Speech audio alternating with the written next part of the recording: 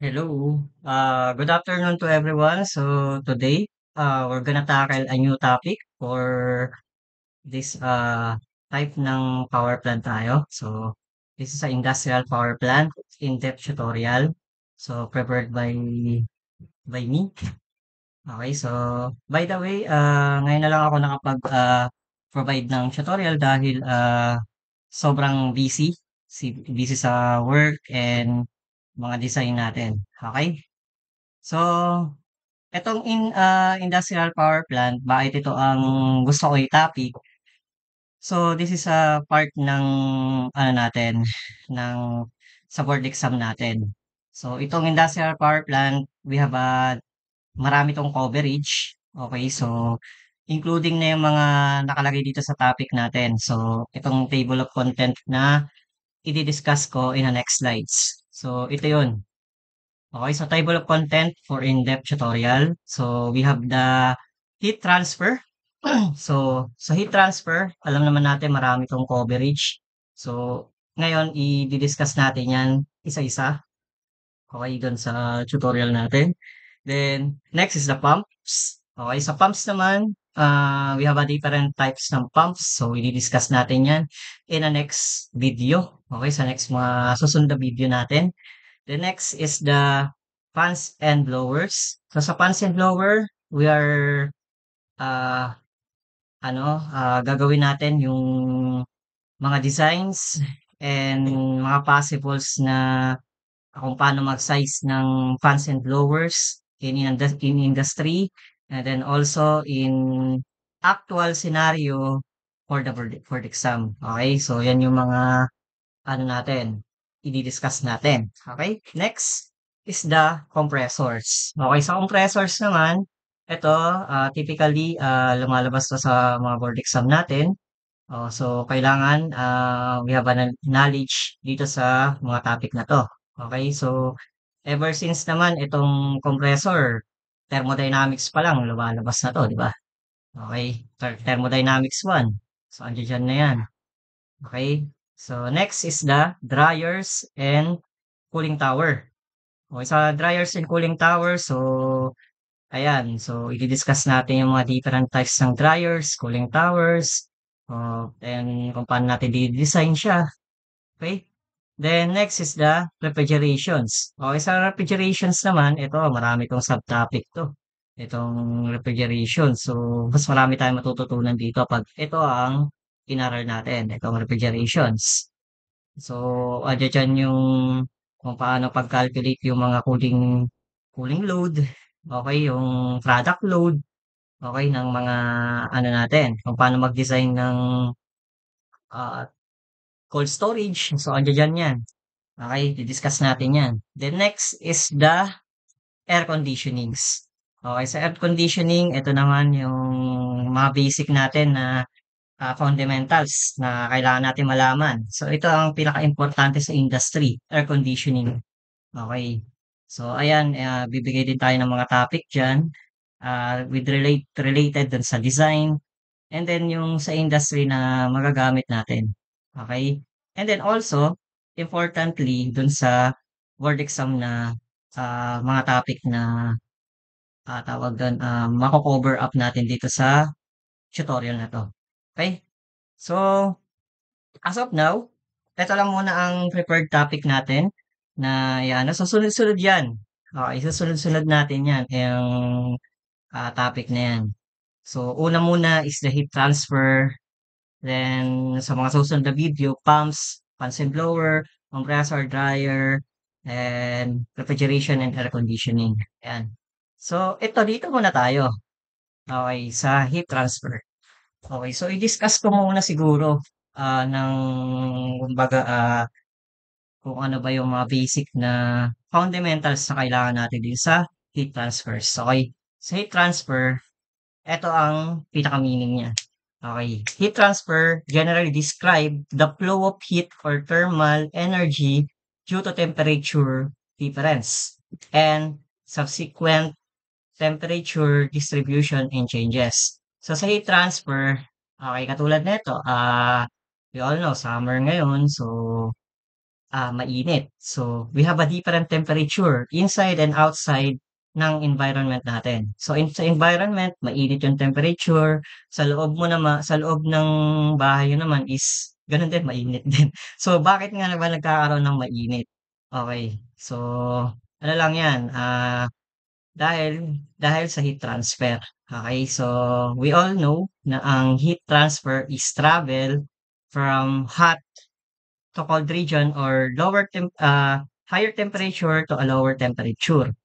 So, kung nasa labas ka, mainit, yung init na yan, maghahanap yan ng malamig na temperatura or mas mababang temperature yan para makapag-transfer or maibigay niya yung init ng mismong surroundings dun sa mismong internal rooms. Okay, so ano ang kailangan natin diyan? Ano yung mga component na kakailanganin natin para kumbaga ma-prevent natin yung heat na nanggagaling sa ano, so hindi siya equal dun sa temperature sa labas at temperature ng loob.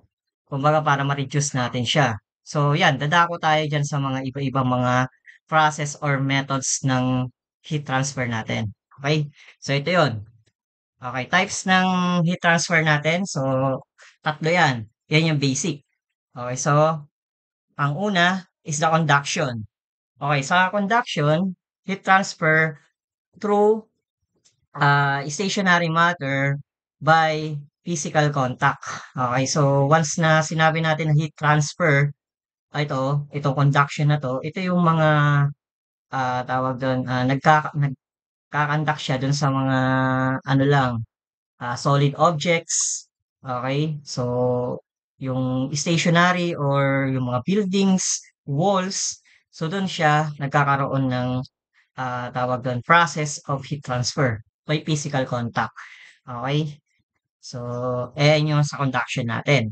The next is the convections. Sa convection naman, heat transfer by macroscopic movement of a fluid. So, once na sinabi naman natin na convections, so ito, tulad dito, sa surroundings natin, we have a heat transfer through the wall. Okay, sa wall. Sa wall siya magta-transfer, di ba? So, yun yung conduction. Pag convection naman ang pinag-usapan, eto yung gumagamit tayo ng natural ventilation or forced convection or gumagamit tayo ng halimbawa, example na lang natin fan. So sa fan is nagkakaroon ng movement ng air. So yung air natin is consider is a fluid, as a fluid, 'di ba? So kung ang init na sa surroundings mo is mainit, siyempre ang ibubuga ng fan mo is mainit din, 'di ba? Siyempre gano'n lang 'yan, gano'n ang transfer ng heat natin. So kung exhaust naman ang pag-uusapan, so i-e-exhaust mo siya, i-expel mo yung mismong init papunta sa labas. So kung ano yung hinihigop niyan sa labas, gano'n din yung lalabas na, temperature niyan sa labas, okey, na nahigop niya. Pero hindi na gano'n ka ano, kumbaga nag-travel na siya through the fluid contact. Okey, so siyempre kung ang temperature mo may difference in temperature pa rin 'yan, 'di ba, na magkakaroon, okey? So, eto yung surface contact natin sa fluid or what we called, eto example, this is the, pipe. Okey, so may air na dumadaloy dito. So kung ang air dito is mainit, so ginamitan mo 'yan ng natural convection or ano, forced convection. Pero siyempre yung fluid na dumaan dito, kung ano yung init na dumaan diyan, gano'n yung mata-transfer dito sa mismong ballpen. So, 'yun yung sa convection natin, okey? So, through fluid, okey, ang gamit natin. Okey, ito naman, radiation. Okey, sa radiation naman, ah, this radiation refers to the transfer of heat through empty space. Okay, so yung radiation natin saan pa nanggagaling? So kadalasan is yung sa natural ano natin, ah, mga ano natin phenomenon, so which is yung sa sunlight. Okay, so dun nagkakaroon ng radiation. Sa radiation nata-transfer yung init so from from the surface ng sun, so siyempre nag-i-emit yan ng radiation. So, tina-travel niyan yung light, papunta dito sa Earth. So, nagkakaroon yan ng ah, transfer of heat, okay, through radiation or waves. Okay, form of wave. Okay, so dun natin makukuha yan. And then radiation affects also what kind of halimbawa, yung colors ng ano, nakakaapekto yan dun sa radiation mo or yung pag-absorb ng heat dun sa mismong object. Okay, for example, ang kulay ng bahay mo or pintura ng bahay mo sa labas is color ano, black halimbawa. So, yung color black, absorbent yan ng mismong heat. Kumbaga lahat mata-transfer diyan. 100% mata-transfer diyan sa black. So, meron tayong tinatawag na mga emissivity factor. So, yan yung iko-consider natin sa radiation. Mga yan. Then, for example, white yung kulay mo. So, ang dahilan naman diyan is mababa naman emissivity mo diyan. So, ang nangyayari, nagre-reflect lang siya. Okay, nagre-reflect lang yung mismong init mo kaya nare-reduce siya, yung absorption niya. So, may mga table tayo niyan ng emissivity. Okay, so later papakita natin. Okay? So, next is dito tayo sa mga different formulas na kailangan natin malaman. Okay. So, next is the conduction. Okay, conduction through plane wall. Okay, so dito pamilyar naman kayo dito sa equation na 'to, 'di ba? Ito kung papansinin niyo, ayan Q, okay, yung Q niya, okay, may Q tayo is equal sa K A delta T all over X. So 'yan, nanggaling 'yan dun sa mismong ano natin, Fourier law. Okay, so sa Fourier law natin 'yan nakuha. So dito, wait, i-ano ko lang, para makapagsulat tayo. 'Yan, dito tayo, 'yan. So, iyan ako lang. Yan, para may pen tayo. So, ito, actually, dito siya nanggaling. Diba, dq, sa Fourier law natin, dq all over A, okay, or dA, tawag, or differential in, ano natin, area. So, area na lang, lagay natin dyan. Or, ito yung tinatawag natin na, okay, heat flux, okay, heat flux, or, dito lagay natin dito, negative K tapos delta T, so dt, okay, dt. Then, wait, maliit lang dapat yan. Okay, wait, yan natin, erase natin. Maliit lang dapat to. Okay, dito, dt all over dx. Okay, so, ngayon, ito yung tinatawag natin na Fourier law, itong part na to. Yan. Ayan, yan yung part ng Fourier law natin. So, bakit negative? Kasi, yung negative na yan, heat is travel from hot to cold region. So, from hot to cold region, kaya siya negative. So, nagka-travel siya sa pinakamababang temperature, kaya negative yan. Okay, so, ito yung Fourier law natin. So, kung i-integrate natin yan, okay, both sides, so, this K is what we call the thermal conductivity ng object natin. Okay, thermal conductivity netong mismong surface or ng properties ng object na to. Kung wari, bakal, the thermal conductivity ng bakal or steel o thermal conductivity ng, let's say, ng insulation. O yun, mga ganun. Yun yung ilalagay natin dito. Then, delta T is a temperature difference from hot to cold region. Okay, ito yung cold region natin. So, from hot surface to low surface natin. Okay, yung mababang temperatura natin. Okay. So, yan. Tapos yung dx naman, dx or differential in x, this is what we call the thickness or kapal ng object mo. Okay. So, from here, ang gagawin mo is integrate natin siya from dq. Tapos area is equal sa negative K dt.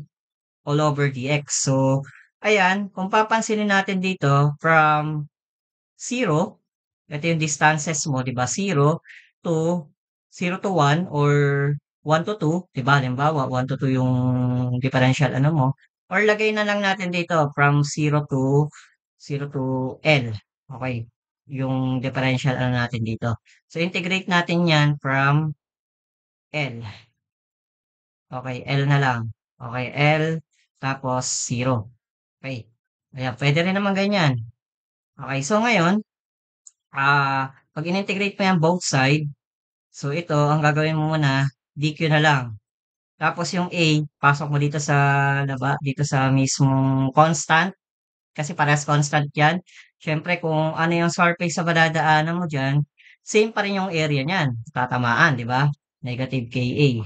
Okay. Tapos ito, integral ng L to 0. Or pwede rin naman 1 to 2, 2 to 1, pwede rin yan. Kasi subscript lang ng mismong ano mo. Okay. Or pwede rin naman gawin natin para hindi malito, wag ng L. Okay. So gawin natin tong ito, palitan natin to ng siguro, lagay natin diyan is 1. Okay, 1 to 2. Okay, 1 to 2 yung area na yan. So ito, 2 to 1, halimbawa. So pag in-integrate mo yan from 2 to 1, okay, 2 to 1 to, di ba? Integrate mo yan. So dt all over ito, itong ano mo dito is dx.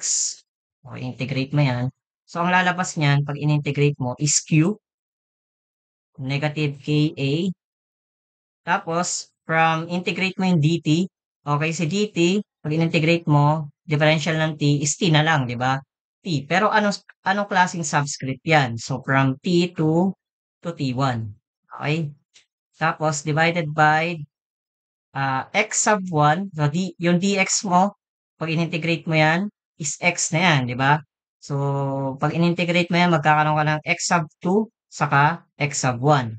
Okay, so dito, kung i-relate natin dito, ito, kung pwede natin siyang mailagay dito, ito, from 0 to x, halimbawa. So, pwede mo tong i-relate, ito x na lang to, tapos 0. 'Di ba? So, negative k a, tapos T2 minus T1. Kasi ito magiging x na lang, kasi ito naman magiging 0. So, therefore, pwede mo pang i-distribute to dito.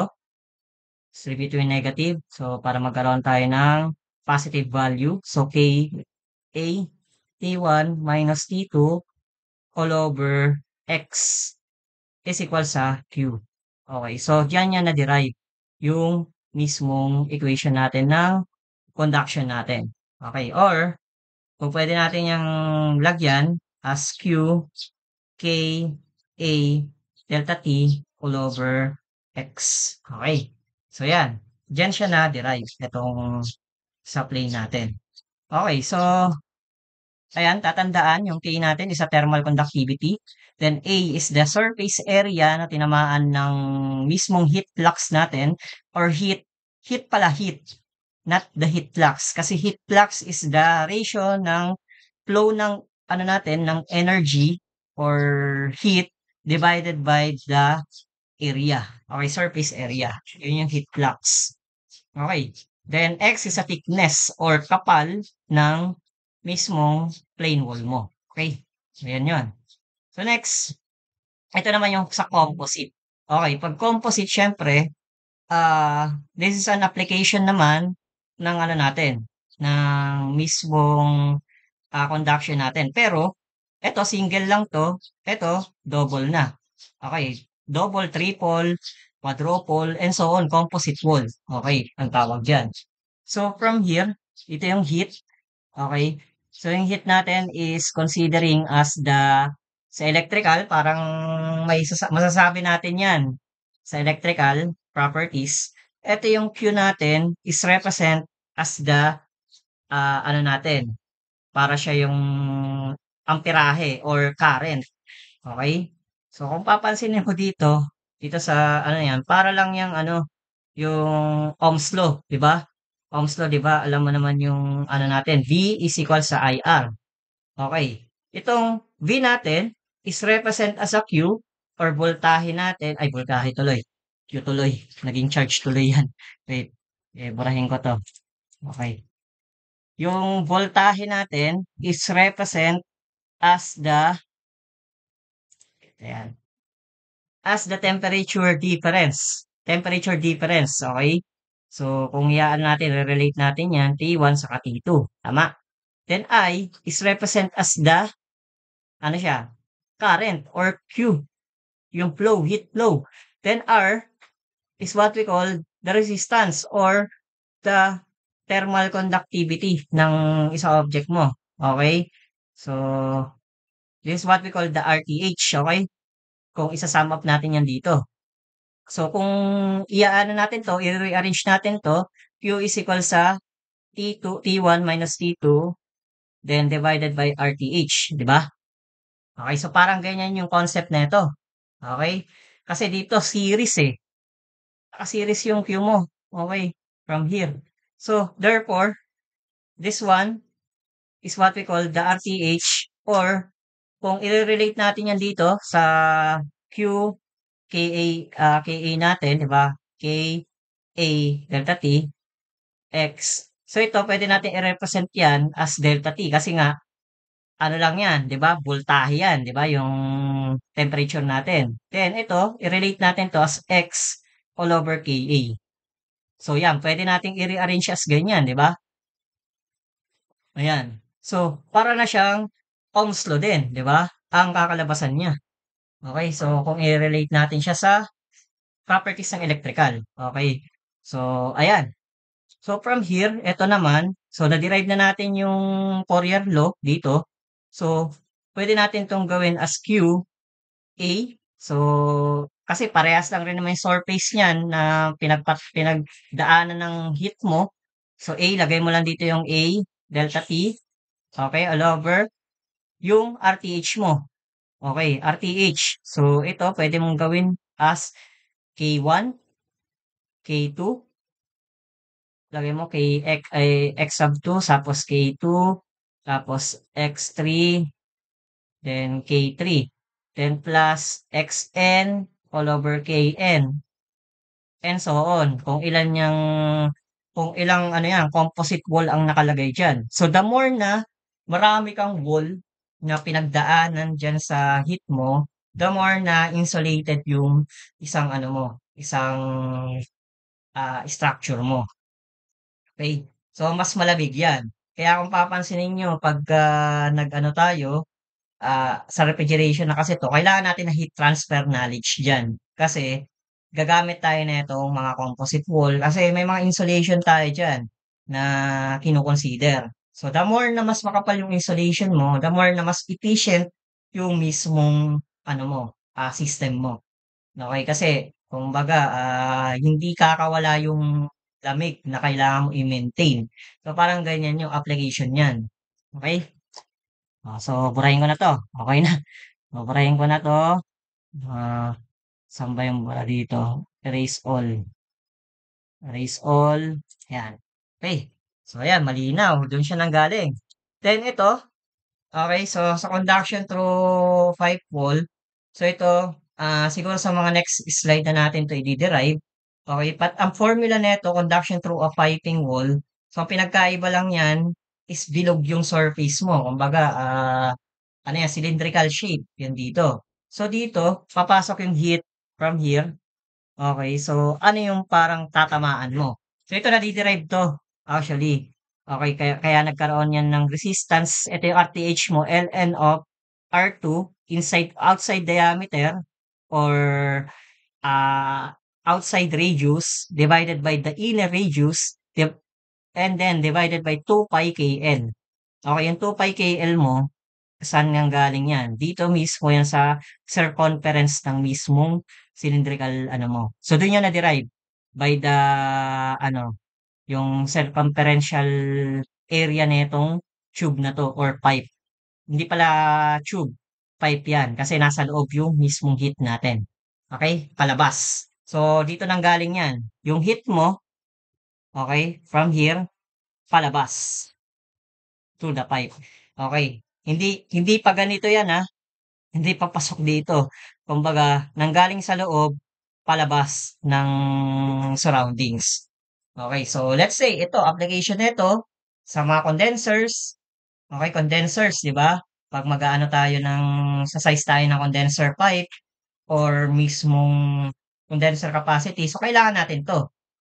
Okay, number of tube, kung ilan yung length ng total actual length ng mismong pipe mo or pagka sa mga evaporator, ayan, kailangan mo yan. Tapos, application din nito sa mga steam power plant.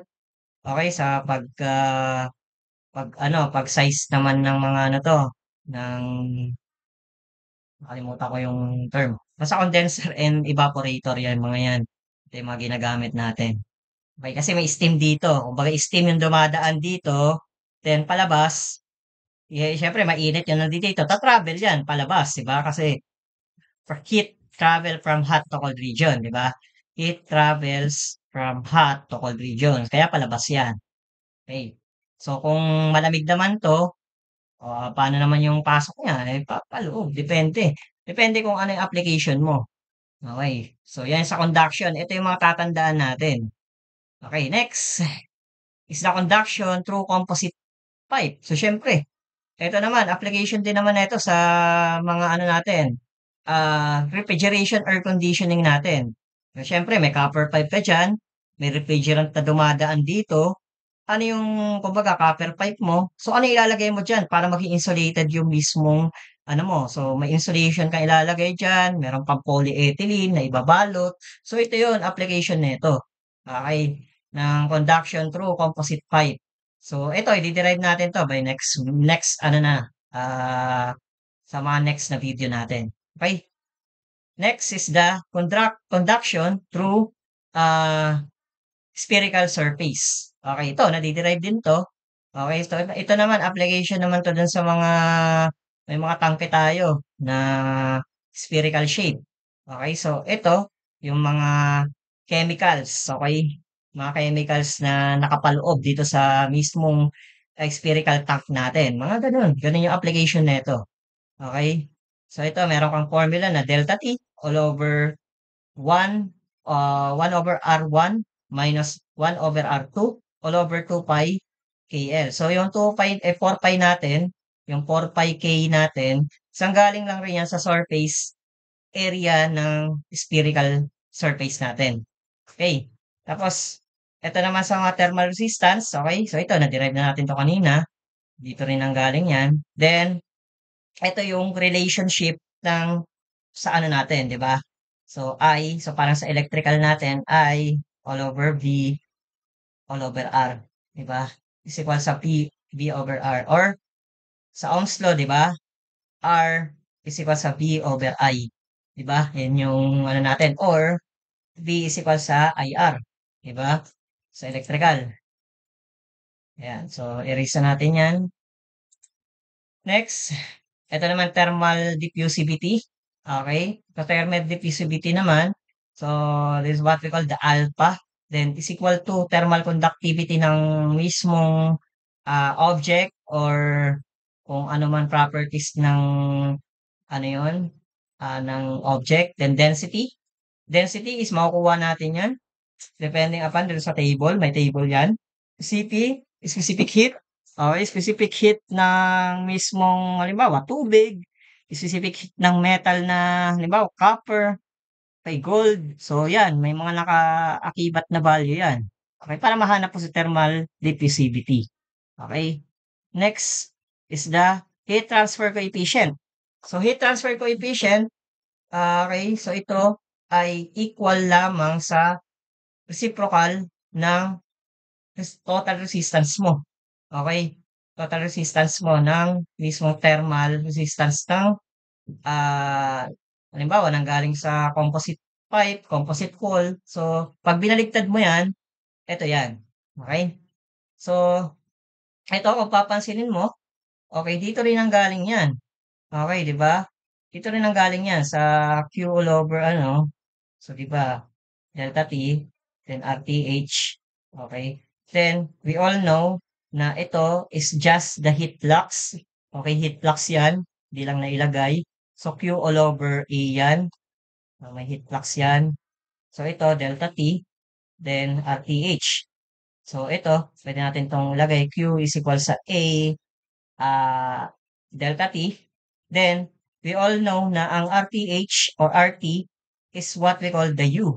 Okay, so, lalagyan mo U dyan. So, rearrange natin siya from UA delta T. So, U yan. UA delta T. So, dyan lang nang galing yan. Okay? So, para hindi na kayo magdi-derive. Okay?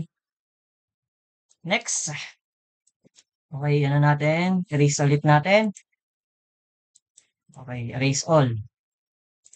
Okay, next. Ito naman sa convections. Okay? So, sa convections, from a fluid to a surface. So, convection from a fluid to a surface. Sabi ko nga, sa hangin nang galing or sa fluid, tapos sa surface contact siya sa mismong object. Okay. So, ito yung basic formula natin in determining the convection. Okay. Heat. So, yung H natin is the convective, ano natin? Wait, convective coefficient natin, yung H. Okay, so itong H na to is sa fluid or pwedeng liquid or pwedeng gas. Okay, so dyan natin siya pwedeng makuha, yung value na yan. So, ang ano natin dito, sample pen. Okay. So, ito, yung H na to, so from, kung natatandaan ko, gases ata. Okay, tapos liquid. Ito, from 20 to 25,000 nata yun. Watts per square meter. Okay.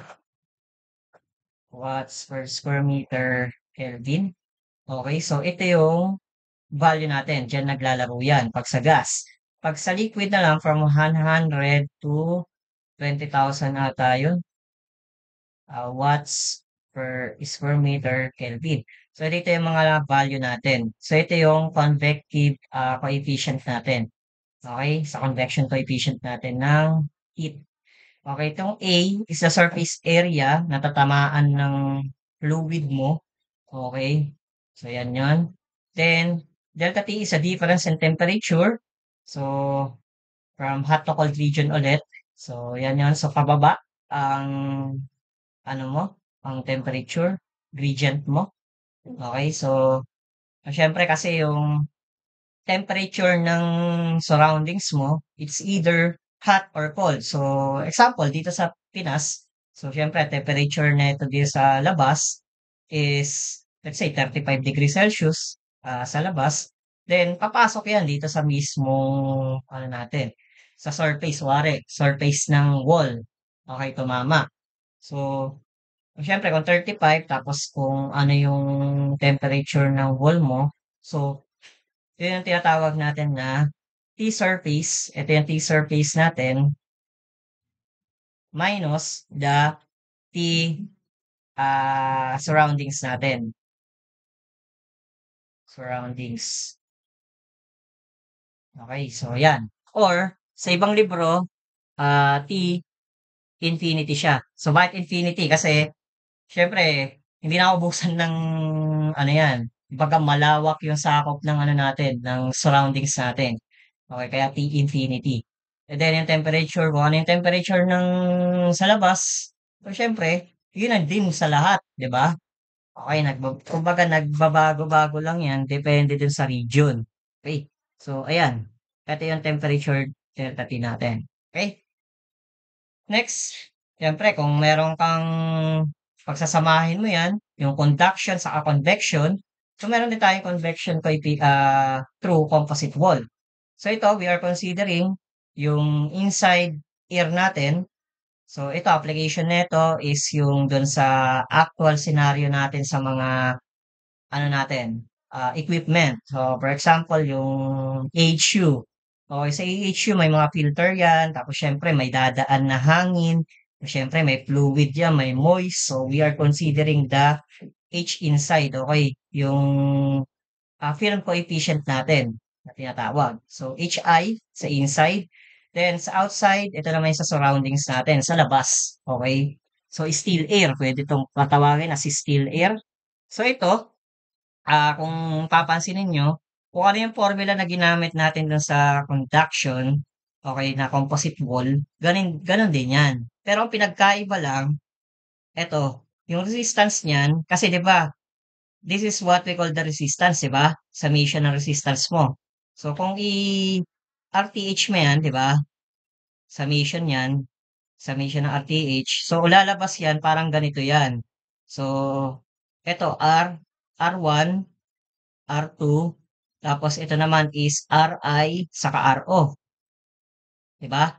Itong R1 mo, ito 'yon, 'di ba? Yung R2 mo, ito 'yon. Si RI mo, eto yun, 'di ba? Ang reciprocal ng ano natin, ng U natin or film coefficient natin na tinatawag or convection coefficient, okay, heat transfer coefficient. So, 1/H yan, okay, H1. Tapos sa HRO naman, 1/HO. Okay, ito 1. Okay, so yan. Kaya kung papansinin mo, summation lang siya ng RTH, ito yung lalabas, 'di ba? Yan. Okay. Medyo na ano 'tong ano ko 'no, disconnect. Ayan. So, eto na 'yan, 'di ba? Ito yung R2 natin. Tapos ito naman yung R1 natin. Ayan. So, next tayo.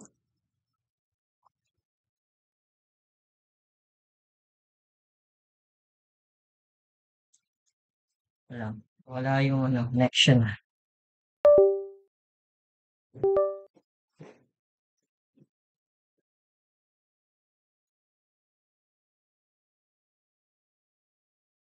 Ah, ano ba yung ano?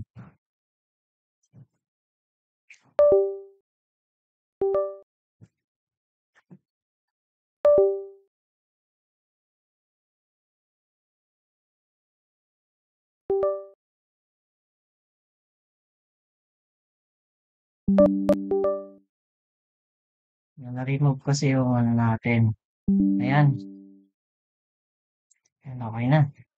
Next tayo.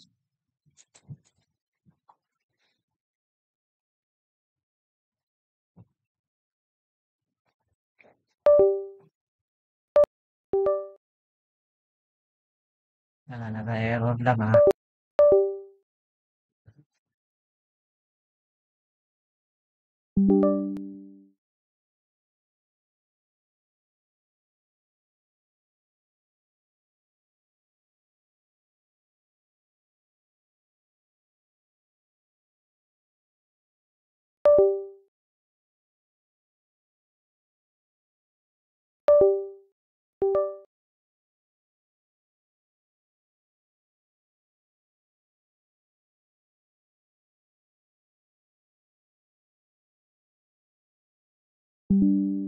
Wala.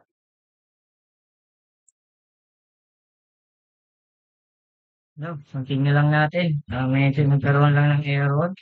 Okay, so ito tapos na tayo dito sa convective composition wall, ay composite wall.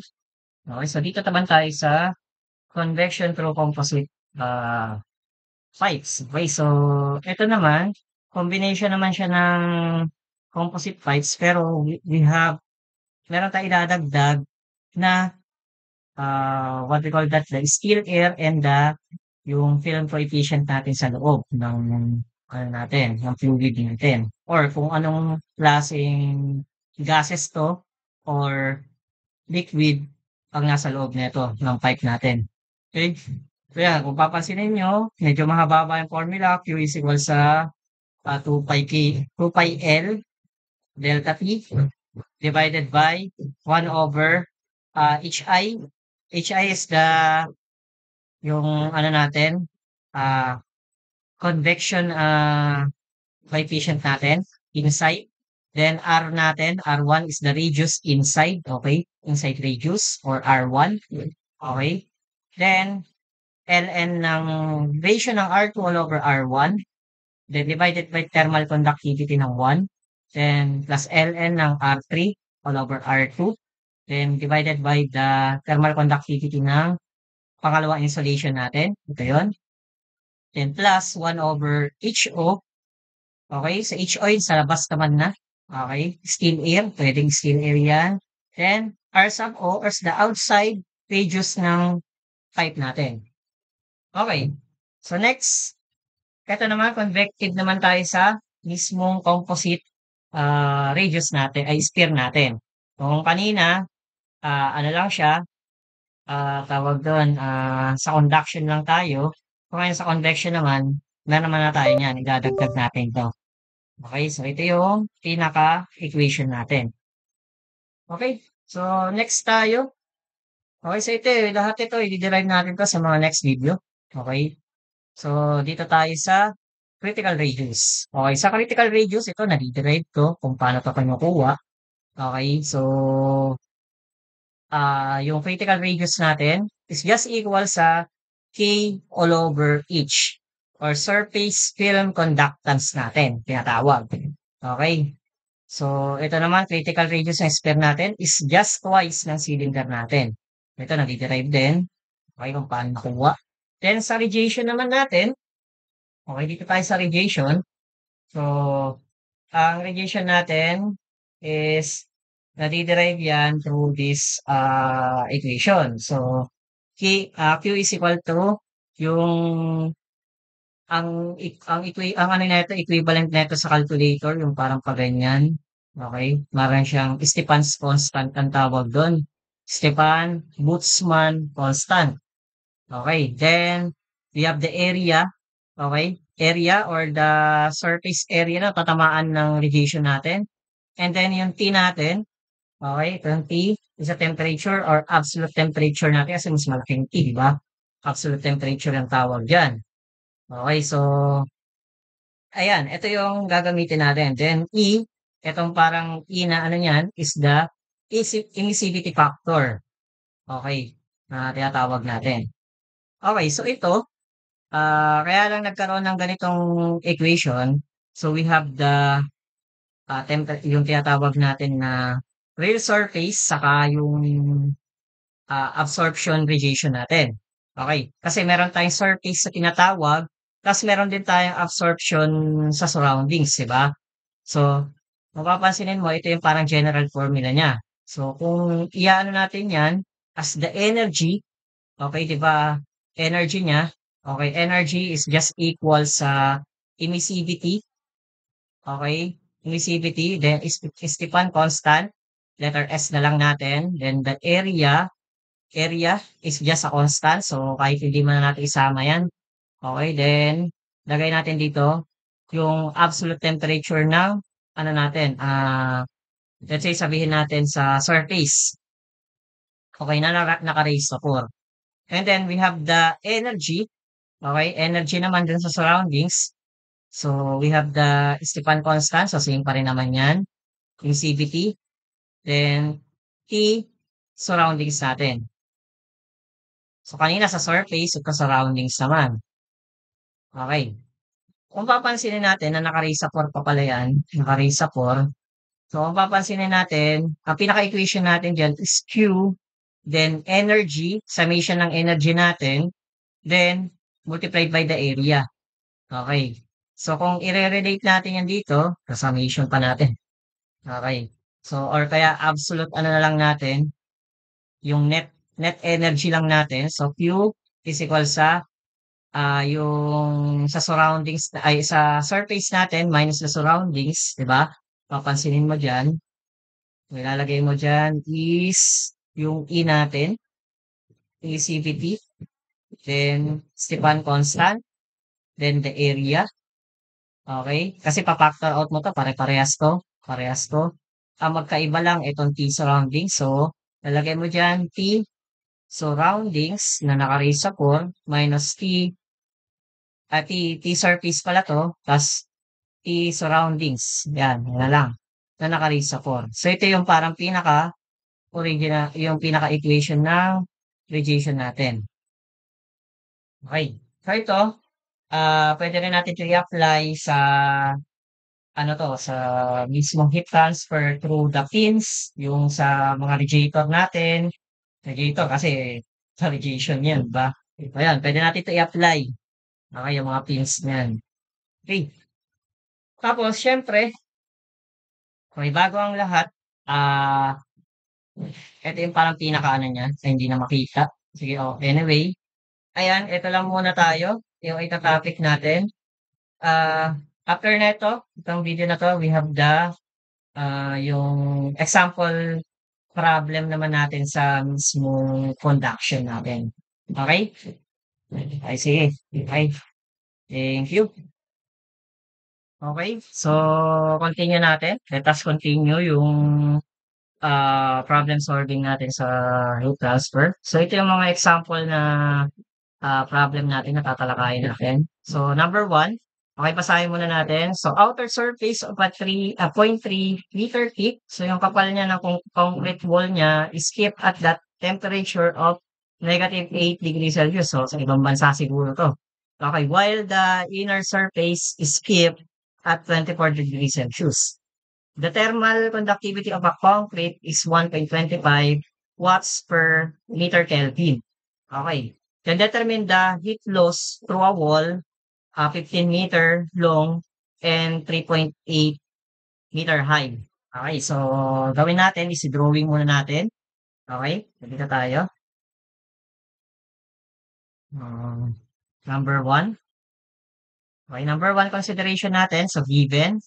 Okay, given natin is what we call the area. Okay, yung area natin, length times width.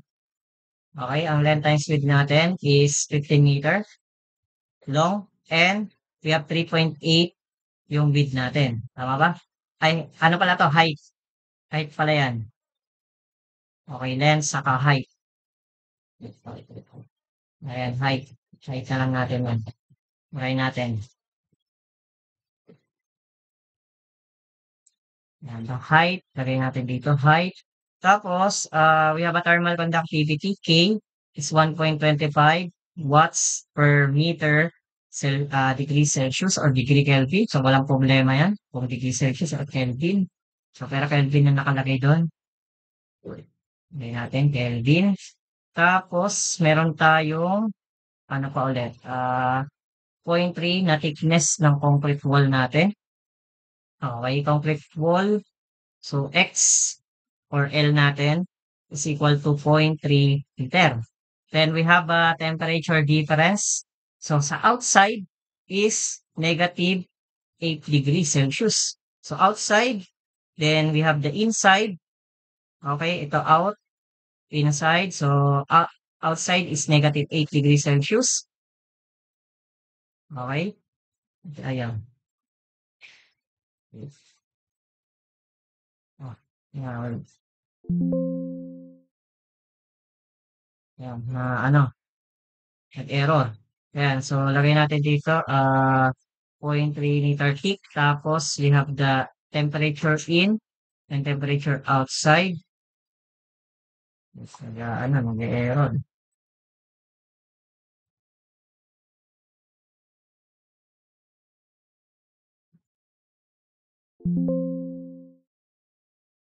Okay, ulitin na lang natin. Okay, so given,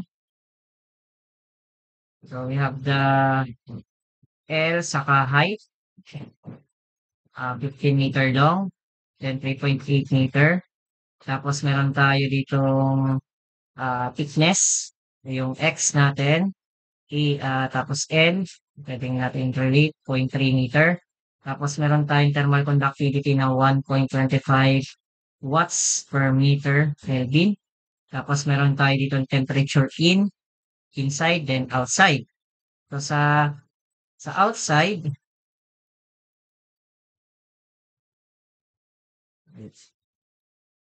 so guys, let us continue na yung problem natin sa heat transfer. Okay, so ito yung mga topic natin sa tatlong heat transfer problem natin. So basahin ko muna yung number one. Okay? The outer surface of a point 3 thick concrete wall is kept at a temperature of -8 degrees Celsius, while the inner surface is kept at 24 degrees Celsius. The thermal conductivity of a concrete is 1.25 watts per meter Kelvin. Determine the watts, the heat loss in watts yan, through a wall 15-meter long and 3.8 meter high. Okay, so ang hinahanap dito is heat loss. Okay, so dito tayo sa drawing. Okay, so lagay natin dito, solve natin siya sa solution. Okay, number 1, solution. Okay, so given muna tayo. So sa given, we have the length saka height, no? Given.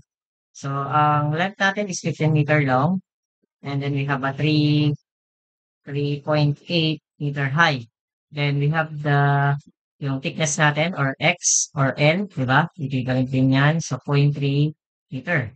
Then we have yung ano natin, temperature inside, and then temperature outside. So dito sa inside, we have a 24 degrees Celsius inside. And then sa outside naman is -8 degrees Celsius. Then we have a thermal conductivity ng concrete natin, which is equal sa 1.25 watts per meter Kelvin. Okay. So dito, heat loss ang hinahanap. So ang heat loss, so Fourier law ang gagamitin natin. So conduction to, di ba? So sa conduction muna tayo lahat. So ang ano natin, formula natin dyan is K-A delta T. Tama? And divided by yung X natin. So kung i-relate natin yan sa drawing, okay, so parang pa ganyan yan, di ba? Ito yung ano mo, drawing, di ba? Ito 0.3 meter. Ito naman, ang height nito is 3.8 meter. Ito 0.3 meter. Tapos syempre, ang haba niyan is 15 meter long. Tama? Okay, yan. Ganyan. Tapos ito yung area. Okay, yan yung area mo, surface area. And then, ang heat mo is nagta-travel papunta dito. So, we have a temperature outside, and then we have a temperature inside. Okay, pa-travel dito. Okay. So, ngayon, papansinin mo, diba, heat travel from hot to cold region. So, meaning kasi, ang direction ng ano mo, hindi papunta sa inside. Kasi heat travel from hot to cold region. So, it means palabas yan. Hindi yan papunta dito, di ba? So, meaning kasi, ang gagawin natin is erase muna natin 'to, yung part na 'to. Ay, nawala. Nawala po tuloy yung ano, yan. So, ito yung area mo. So, hindi siya papasok, palabas yan, papunta sa outside kasi heat travel from hot to cold region, eh. Ito yung view mo, yan. So, relate natin dito, ang thermal conductivity mo is 1.25 watts meter Kelvin. Okay, multiplied by area. Area natin is 15 meter by 1 tuloy. 3.8 meter. Then multiply natin sa temperature niya. Ang temperature niya is, ano mauuna? Siyempre, yung temperature inside. Di ba? Inside siya, parang, kaya ano natin, consider natin. Kasi doon ang galing yung heat mo. Okay? 24 degrees Celsius minus na 8 degrees Celsius. 8 degrees Celsius din to. Ay, 24 degrees Celsius. Then divided by the thickness of 0.3 meter. So here, magka-cancel to. Cancel, cancel.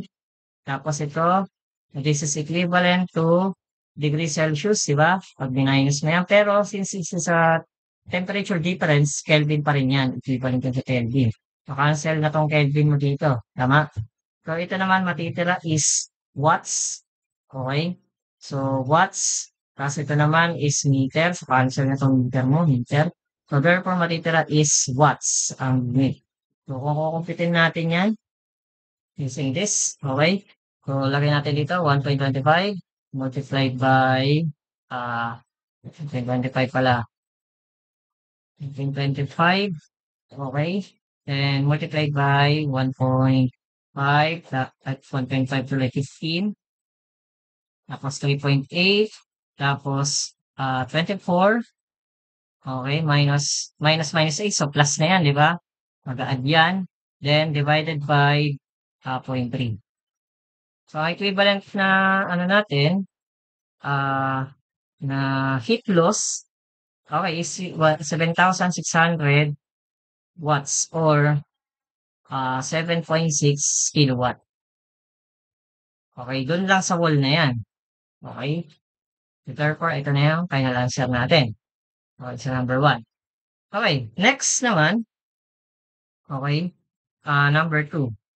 Okay, sa number 2, ang ano natin dito, determine natin siguro yung ano, so, a furnace wall is to be constructed of a brick having a standard dimension of 215 mm by 102.5 mm by 65 mm. Two kind of material are available. Okay, so let's say sabihin natin available sa ano yan, sa market or hardware or anything construction material. So one has a maximum usable temperature of 1038 degrees Celsius, yung isa. Okay, which is yung brick 1 yun, si brick 1 yun.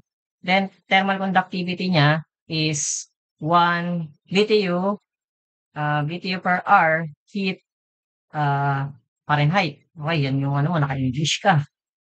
And then, uh, and the other has maximum temperature limit, yung isa, si brick 2, 900 degrees Celsius and thermal conductivity of 0.5 BTU per hour, per hour to, okay, feet, then Fahrenheit. The brick cost is the same price. Okay, same price sila sa market.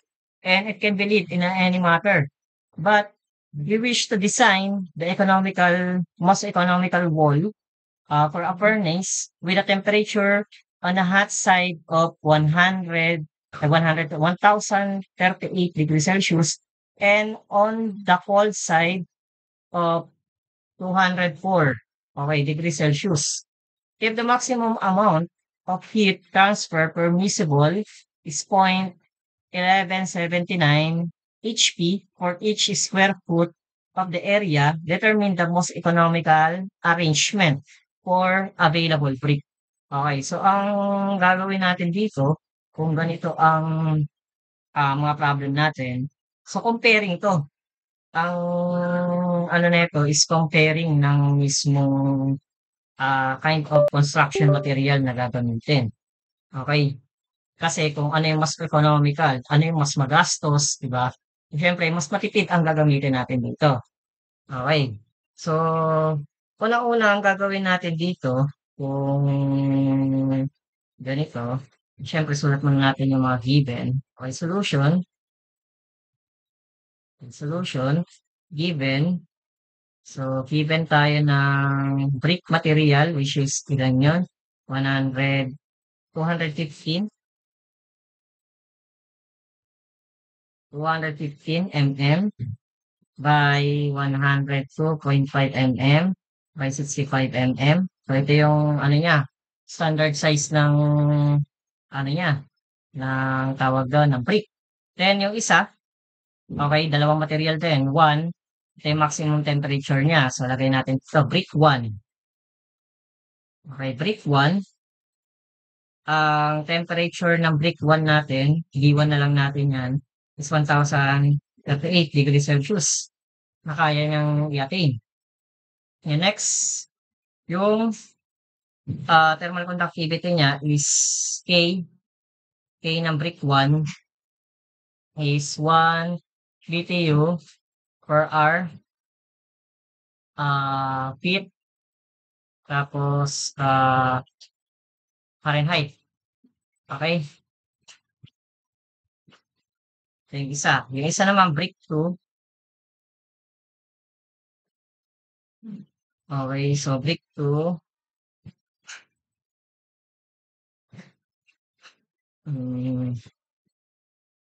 Brick 2. Okay, limit niya is 900 lang. 900 degrees Celsius. Okay.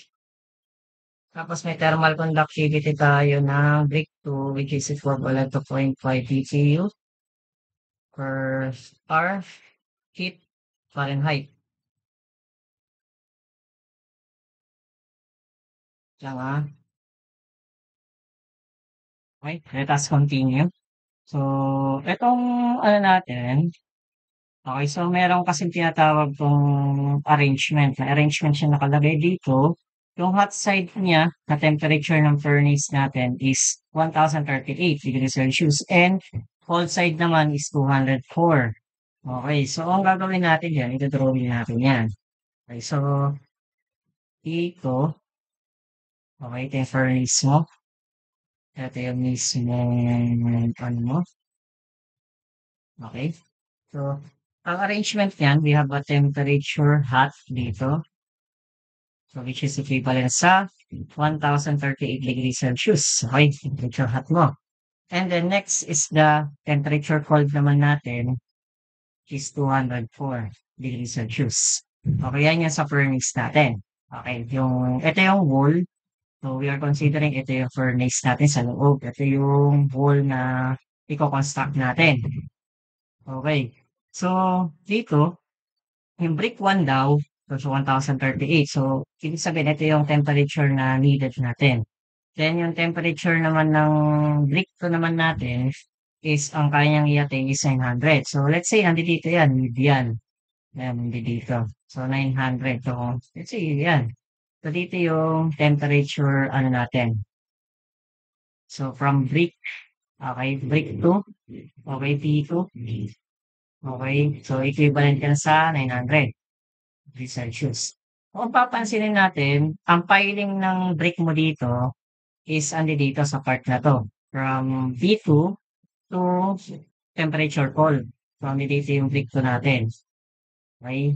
Then, si brick 1 naman, papansinin mo, ang temperature niya, pinakamataas sa temperature niya kaya i-attain is 1038. So, meaning to say, andi dito yung arrangements yan. Okay, ngayon, ang hahanapin natin dito, ano yung most economical? Okay, most economical wall or furnace with a temperature on the hot side. So, yun yung hinahanap. Ang hinahanap natin, most economical dito sa part na to. Okay. So, ang gagawin natin is, syempre, Fourier law ulit yan. Okay, so, lagay natin dito, Q is equal sa K, A, tapos, delta T. Okay, delta T. And then we have the L or the thickness. Okay, thickness neto. Thickness netong brick 1, saka thickness netong brick 2. Okay, kung gaano kakapal yan. Okay, yan. Gaano kakapal yan. So ngayon, dalawang senaryo ang gagawin natin dito. Una sa brick 1 saka sa brick 2. So, we have a given, yung heat flux na natin dito, binigay na dito. Ang sabi dito is nasa, ayan, the maximum amount heat transfer permissible is 0.1179 HP for each square foot. Okay, ng area. Okay, so ngayon, ang gagawin natin, since naka-mm lahat yan, gawin natin tong in terms of watts, di ba? Kasi ito naman, naka-watts din to per square meter. Okay, naka-square meter yan. So ngayon, convert muna natin to, itong heat flux natin. Okay, heat flux natin is 0.1179 HP per feet square, di ba? So ito, convert naman natin to in terms of watts. So ilan ang ano natin dito? 1 HP equivalent sa 2545 BTU per hour, tama ba? Hindi ako nagkakamali. Okay, tapos BTU per hour na yan. So, or kaya gawin mo na lang, naka-watts na, diretso. Okay, tapos watts yung in natin, di ba? Yung in natin, watts naman talaga eh. Okay, so 746 watts. Okay. So, tapos ito, yung square feet natin. So, 3.281 feet square na naka-divide by 1 square meter. Okay, so ayan na yun. Cancel na to. Cancel to. Cancel sa HP. Okay, ang matitira is watts per square meter. Okay. Ito na yung Q natin. Okay, Q na yan. Okay, so ilan yan yung Q natin? Kumpitin natin, ha? So, 0.11679 tapos multiplied by 746 multiplied by 3.281 na naka-ano to, okay, na naka-square. Okay, baka makaligtaan natin, naka-raise to 2. Okay, then, okay. So, lumalabas ang ano natin dito is 94 ano 'to, lagyan natin sa ano lang, fix natin into 4 digit, yan. 4681 Okay. Delete ano natin, delete. 946.8149. Okay, so ito watts per square meter. Okay, tapos meron tayong constant 'to sa lahat 'to, May thermal conductivity na tayo, so K1, may area na tayo. Meron pa tayong area? Wala, kasi nandito na 'yan, 'di ba? Heat flux 'yan, heat flux 'yan. So, ito equivalent 'yan sa Q all over A.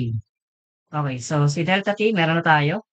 May L na ba tayo? Yung thickness niya? Wala. So, ito yung hahanapin natin, yung L. Okay, so ang gagawin natin, lagay natin dito, i-ano natin, rearrange natin siya. So, L1 is equal sa, so, kung ito, i-divide natin both side by, ano, by A. So, matitira is, ito, A na to, tapos ito A, ito cancel, cancel. So, matitira is, K, delta T, all over Q, all over A. Is equal sa, yung K mo, ano yung K natin sa una? So, 1 BTU per ano 'to. So, convert ulit natin 'to. Itong 1 BTU per hour. So, okay, ito yung thermal conductivity mo. So, 1. So, 1 BTU per hour. Convert natin into watts, BTU per hour, feet. Naka-feet lang yan, di ba? Tama ba? Ang feet. Tapos, Fahrenheit. So, pagko-convert mo yan, so, ito, meron tayong 2545 BTU per hour sa isang HP.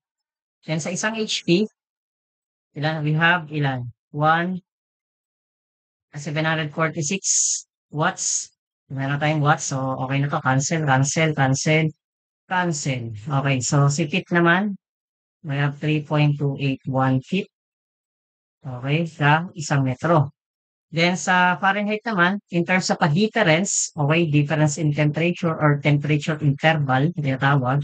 So, ito ay equivalent sa 9/5 ng Fahrenheit natin into degree Celsius, 1 degree Celsius. Okay. So, ayan, cancel na 'to. Heat, heat, saka Fahrenheit. So, matitira diyan na ano natin unit is ilan? Anong magiging unit niyan? Watts per meter degree Celsius. Okay, so convert natin. Taningin natin. Solve natin. So, we have 1 BTU. So, 1 multiplied by 1 over 2545 is that 2545 then multiply na 746 then multiply by 3.281 then may isa pa tayong multiply 9 over 5 so 9 over 5 9 times over 5 yan. So, ito na yung sagot natin. So, 1.7311. 1.7311. Ayan. So, ito na yung K natin. So, lalagay natin dito.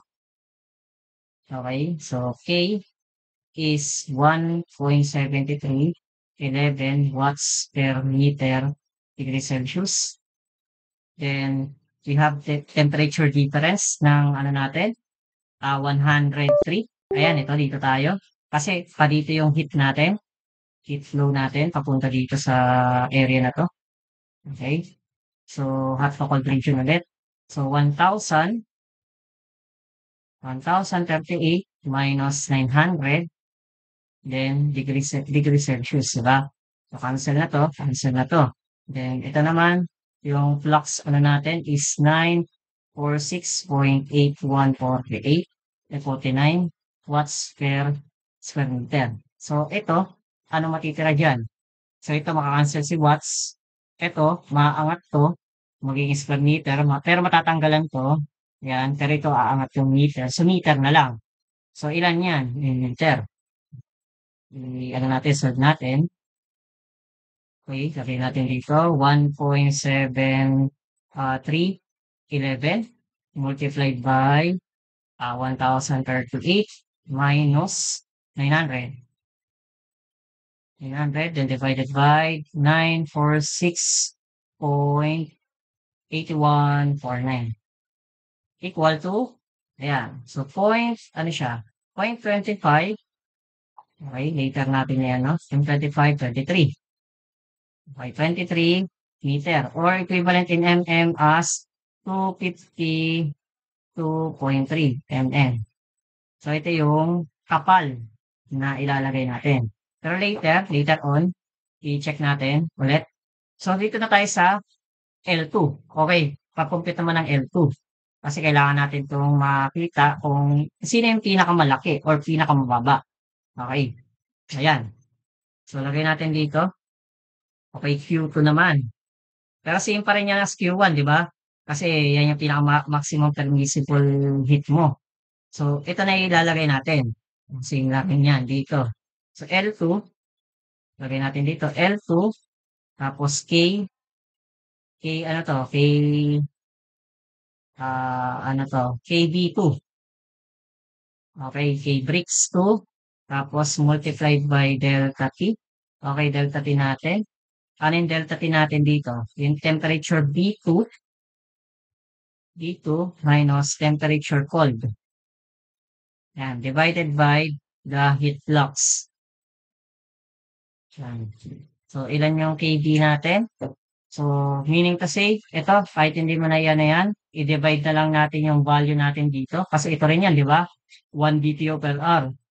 So, i-divide natin yan. So, lalabas is 1.7311 divided by 2. Okay? So, ano yan? Watts, meter, degree Celsius. Then, temperature natin is 900. 900. Tapos, yung temperature natin na isa is, anong isang temperature natin? 200, 204. Yung sa cold side. And divided by yung heat flux natin as 946.8149. 49. Anong unit? Watts per square meter. So, degree Celsius. So, cancel na to. Cancel na to. Cancel si watts. Cancel si watts. Ito aangat. Mawalan to. Matitira is meter. Okay? Tapos ito L2. So, computing natin yan. Ilan yung lalabas dito. Okay, so, ito siguro, palitan na lang natin to. Okay, divide natin by 2. Okay, tapos ito ay gawin natin tong 900. Okay, 900. Tapos, yung isa naman temperature is 204. Same pa rin naman yan, di ba? Okay, so, ang lalabas is 0.6, 0.63. 1663 ba? Ayan, 1663. Ano to, meter. Or equivalent sa 600 ano na yan? 636.3 mm. So ngayon, i-check natin kung ano yung mas economical. Pag sinabi kasi mas economical, mas matipid, di ba? Okay, mas matipid na ano. So, ang titignan natin dito, ano ba yung pinaka-standard size niya? Eto, di ba, 65. Di ba ito yung thickness kasi ito yung length, width, saka height or kaya yung thickness sa tinatawag. Okay, ito yun. Yung kapal niya. So, ibig sabihin, kung iano natin yan, kukunin natin yung kung ilang pieces or gaano karami. So, i-brick 1 muna tayo. Kay brick 1, ilang piraso yan? Number ng brick. Okay, brick number. So, lagay natin dito L1, wait, hindi pala L1. Lagay mo muna yung ano natin, okay, 'di ba, tama, yung LB1 divided by yung 65 mm natin, yung thickness.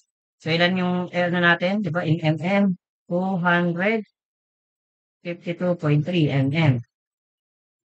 Okay, tapos 65 mm. So, meaning to say, pag chineck mo yan, okay, so 252.3 divided by 65. So, ilan yan? So, lumalabas, 3.88 or equivalent sa 4 layers. Okay, 4 layers. 4 layers, okay? So, ibig sabihin 4 layers na ipapatong mo, pero same material lang siya, di ba? Okay, sa brick number naman tayo ng 2. Okay, so LB2 divide 65. Okay, mm. So, lagay mo dito 636.3 mm divide 65. So, kung ano mo, kakalculate mo yan, kung kakalculate mo is ilan to? 636.3 divided by 65. Okay, so ilan yan? So, mga nasa 9. Okay, 9.78. 78, ilan yan? 78.92. Or equivalent sa 10 layers. Tingin mo, anong mas economical dito? Kung ikaw ang tatanungin. Siyempre, sa economical kasi, yung mas makakatipid ka. Pero same price pa rin, di ba? So, meaning to say, mas makakatipid ka or mas most economical is si brick 1. Okay. Paano ko nasabing siya ang pinakaano? Kasi syempre ang mababang layer na ipapatong-patong mo. Tama? Yan lang ang kailangan mo. Tapos, sa brick ko naman, so kailangan mo ng 10 layer para magkaroon ka ng same insulation or same protection dun sa mismong furnace mo. 10 layers. So, gagastos ka ng, kung i-ano mo yan, tawag dun, ima-minus mo yung savings. So, naka-save ka dito ng 6 layer. Dito, sumobra ka naman ng 6 layer. So, parang gastos yan. So, mas maganda, ang install mo is brick 1. Okay? So, si brick 1 ang most economical. And then, masasabi mo rin dito sa materials na given, of course, yung thermal conductivity. Unang tingin mo pa lang diyan, the more na mas mataas ang thermal conductivity, the more na mas insulated 'yan, okey? 'Yan kasi nagsasabi kung gaano ka-ano, tawag dun, ka-insulate yung mismong material mo. So, dito pa lang, panalo ka na dito, 'di ba? Diyan pa lang sa thermal conductivity, doble na, 'di ba? Ayun. Ang tapos yung temperature na kaya niya pang hold is 1038, ito naman 900. So, of course, eto talaga 4 layers talaga ang, papasok diyan. So, yung most economical therefore is the, brick 1, okey? Ayan, okey na. Okey na tayo. So, proceed tayo sa last number natin. Last number ng, i-transfer example natin. So, dito, next is the ano natin, itong number 3. So, number 3, with a greater emphasis on the energy savings, heat leakage from a buildings has become a serious concern.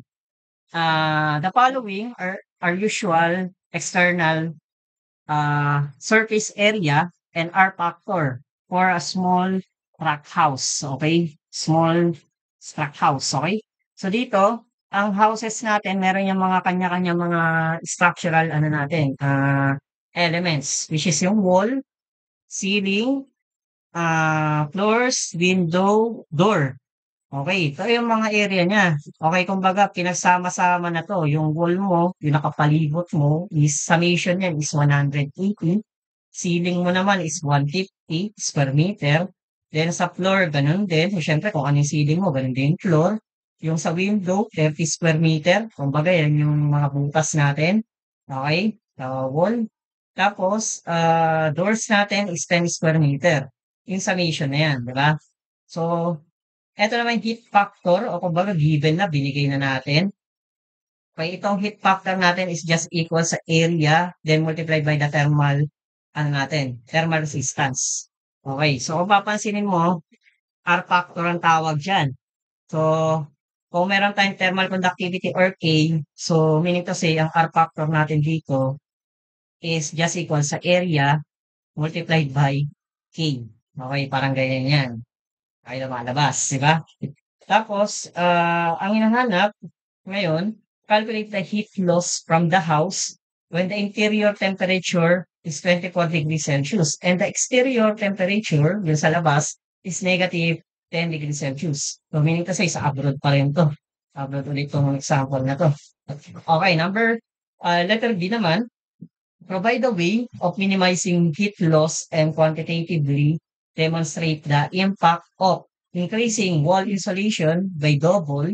Meaning kasi yung ano natin, wall insulation natin, dodoblehin natin yung thermal conductivity yun and change the double glaze window, change natin sa double glaze from single glaze to double glaze. The thermal resistance natin is 0.4 per meter Kelvin per watts from a single glaze once as shown in the table above. So, ito yung so, ayan, gawin natin. Solve natin yung problem. Okay. Dito tayo sa dulo na. Number 3. Kaya, pwede natin itong ano, makopy natin dito para makita mo rin. Tapos, paste natin yan. Ayan. Okay. Next, dito tayo. Ano? Sa solution, okay, ilalagay pa ba natin yung ano? Sige, andiyan naman na yung given eh. Okay, given na lang, lagay natin. Okay, may given na, yan no. So, meron tayong temperature inside, given, is 24 degrees Celsius. Then temperature outside is equal to negative 10 degrees Celsius. Okay, so ngayon, ang hinahanap is the heat loss. Okay, we all know na ito ay summation ng heat resistance natin. Okay, yung resistance natin dito sa ano natin, sa mismong bahay natin.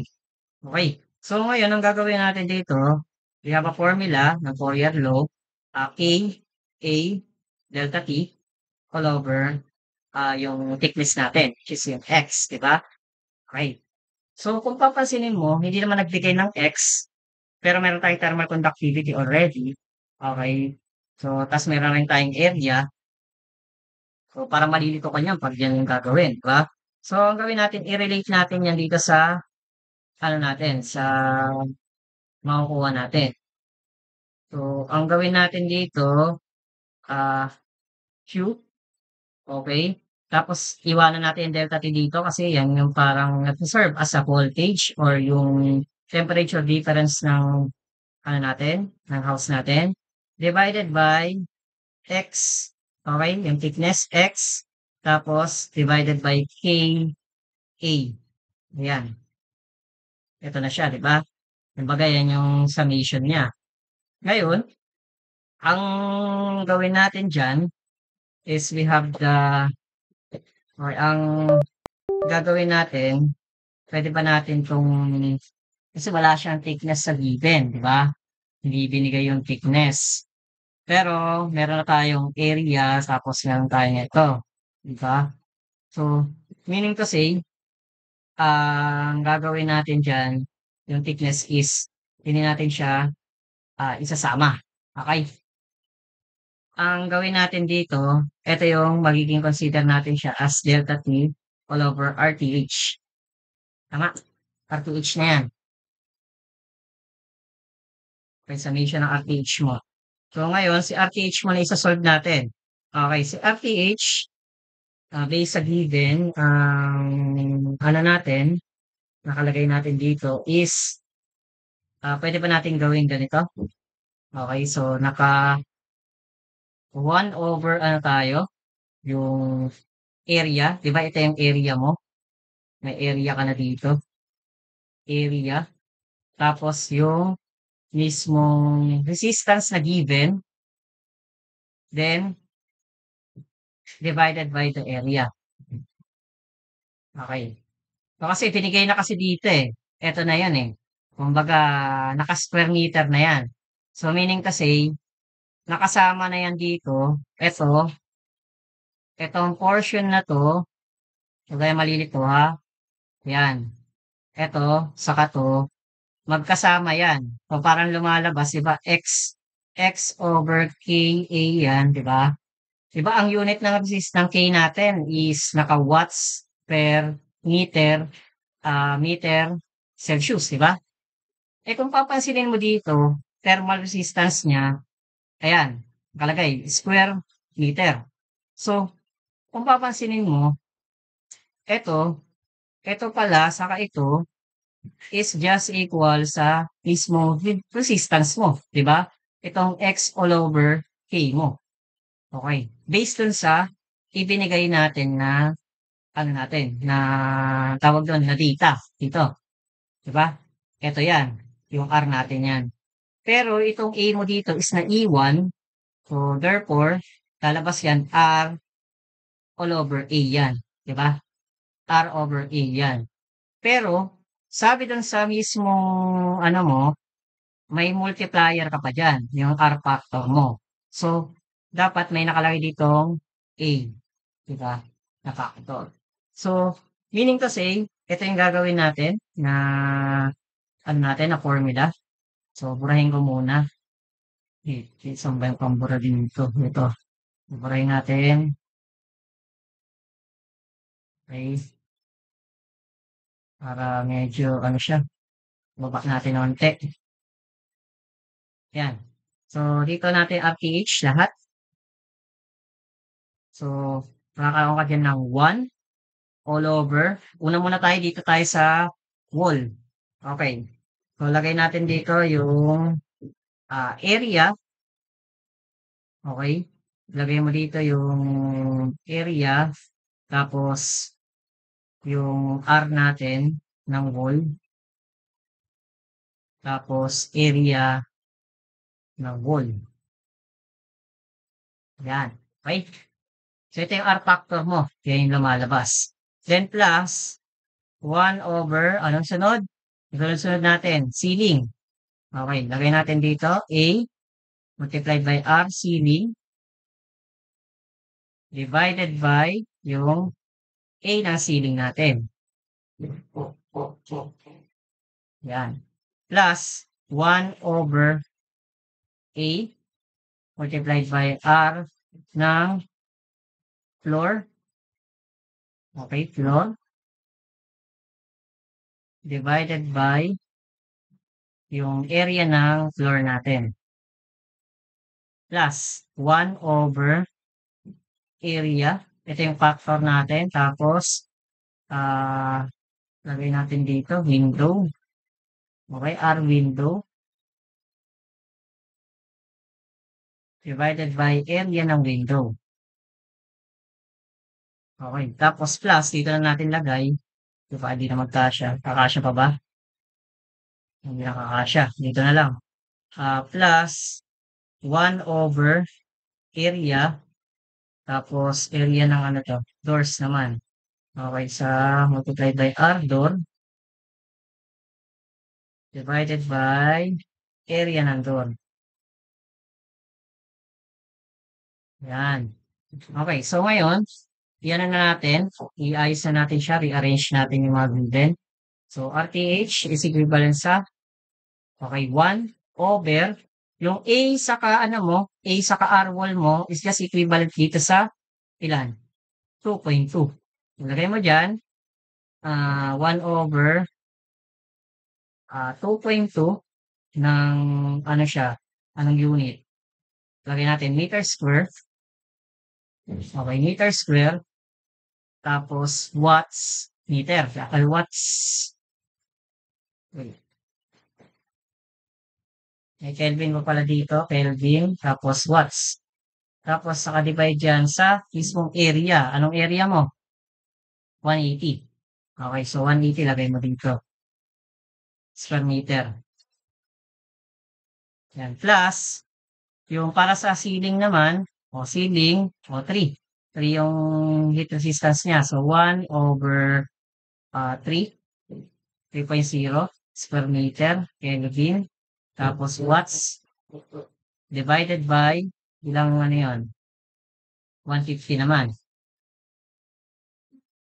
Okay, 150 square meter. Tapos plus 1/, ilan ulit yun? 2.2. Okay, 2.2 para sa floors. 2.2 square meter Kelvin and watts divided by yung floor mo sa same lang ng ceiling square meter. Okay, plus sa window, we have 1/, ilan yung sa window natin? Window is 0.2. Okay, 0.2 meter square Kelvin and watts divided by anong area mo? Area is 30. Okay, 30 square meter. Okay, dito pa. Mag-a-add tayo dito. Add pa. Tinulang. So, 1/, ilan yun? 0.6. Okay, so 0.6 square meter Kelvin. Then watts divided by 10. 10 ba yan? 10 square meter. Yan. So, ito na yung mismong RTH mo. Summation ng RTH mo. Lahat yan. Diba? So, ngayon, calculate natin siya. Pasok na sa calculate. Okay. Dito muna tayo. Ilagay mo dito 1/, tapos 2.2, tapos 180. Okay? Plus. Okay, mag-add tayo ng 1 ulit. Tapos, lagay natin 3, tapos 150. Okay? Plus 1 ulit. Then, meron ka na dito 2.2. Then, divided by 150. Okay. Ayan, plus. Ito naman, yung sa window natin. Okay, 1 plus 0.2 tapos 30. 30 square meter. Then door naman. Door, plus, ito. So, 1/, okay, 0.6. Naka-divide by, hindi siya na pwede may divide. So, ilan yan pag dinivide natin? Mano-mano pa tayo. So, 0.6 divided by 10. So, 0.06 na lang. 0.06. Okay, hindi na kasi magkasya eh. Ayan. Then, ayan. Equal. So, therefore, ito na yung sagot. Ang sagot natin is ilan? 1,100. 1,103 na divided by 3. Anong unit? Divided by 3. Anong unit? Kasi magka-cancel out to. Cancel out. Ang matitira is watts Kelvin. Tama? Watts Kelvin. Okay? Watts Kelvin na matitira. Tapos, ang next natin, okay na yan. Nakakuha mo na yung watts Kelvin. So, ayan. RTH na yan. So, therefore, anong gagawin natin? I-reciprocal pa ba natin yan? Hindi na, no? Ano pa natin yan? Okay. Kasi ano to eh, naka-watts ano na siya. So, multiply na lang yan. Okay, so, yun natin is equal sa delta T.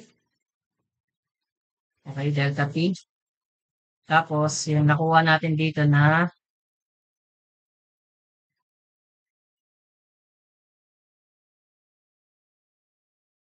pwede rin naman i-reciprocal mo to, kaso ganun pa rin.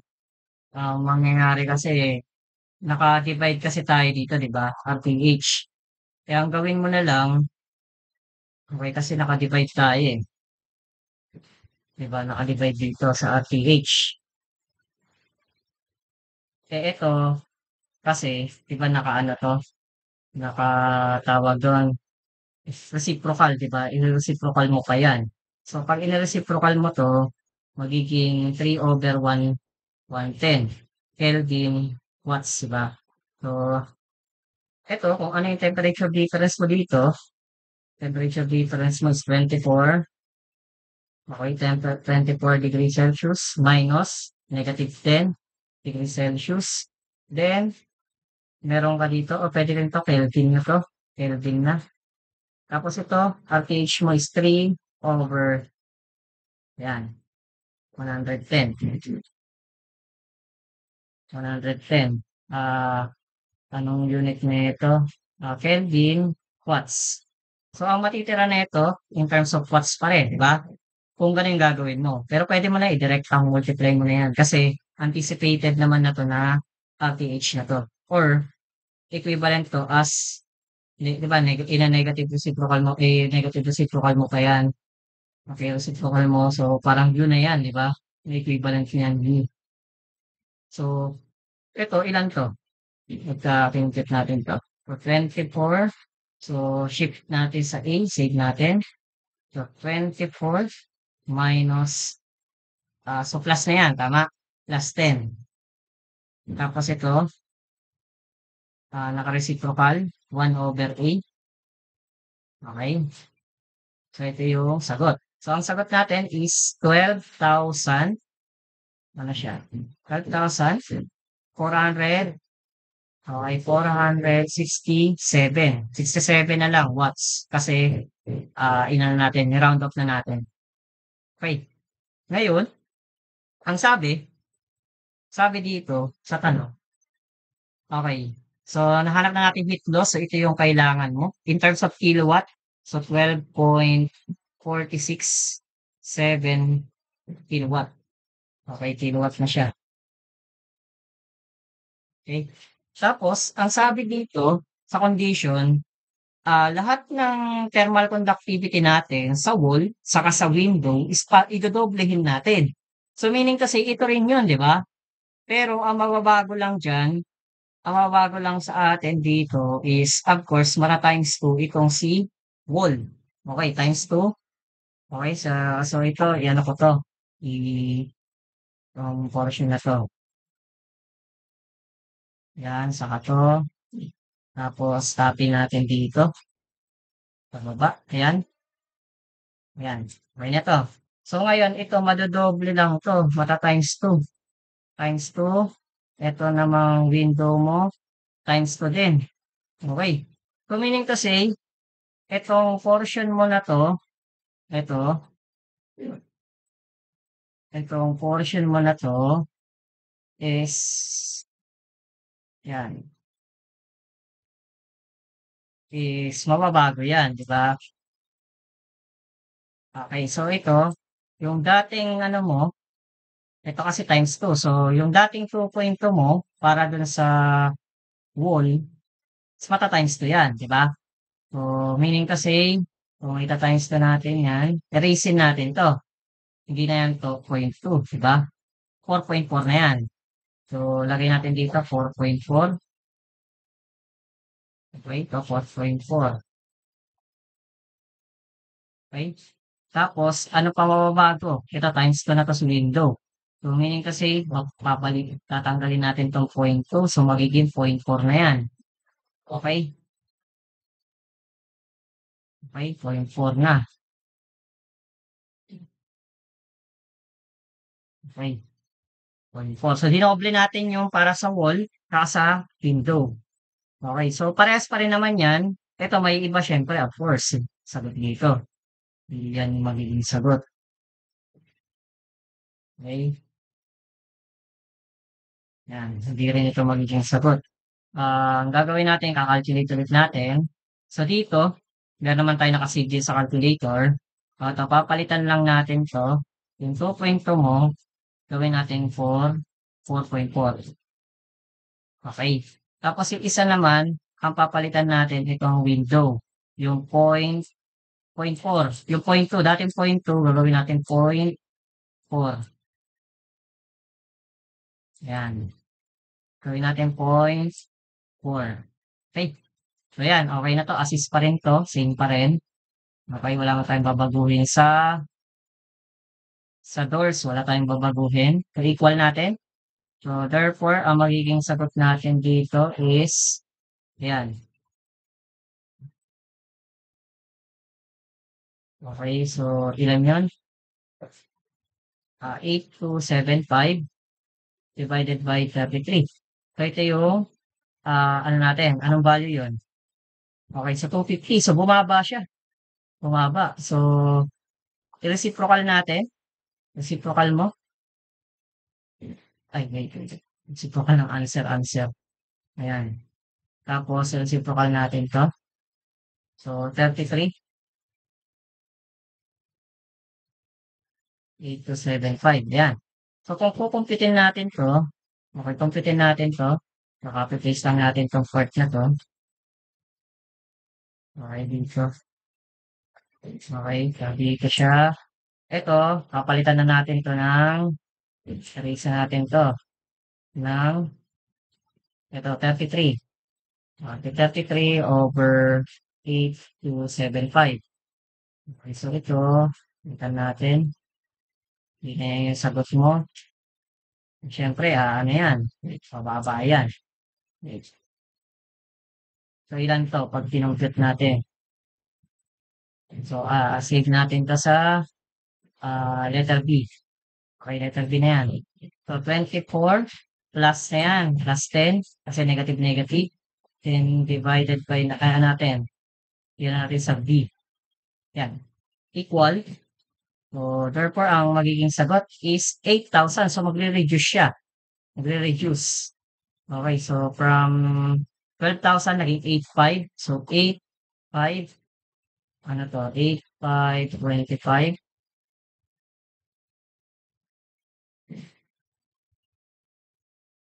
25.757.6 or 8.525 kilowatts. So, kung titignan natin diyan, ano bang pinakatanong? Okay, ano ba yung increasing niya? Determine the impact of increasing the volt. So, ngayon kasi percentage ang hinahanap dito pag ganito. Okay. So, hindi lang yung kinumpute mo, yung difference nila, kumbaga, nila, yung pagkakaiba. So, i-try natin siyang i-relate kung ilang percentage ang na-reduce. So, from here, meron tayong original niya. So, ito yung U natin. So, 8,525.7576 watts. Divide natin by 12,000. Ano nakuha natin? 12,000 or 467 watts. So, ilan yan? Kinumpute mo. So, divide natin. Divide natin by 12,467.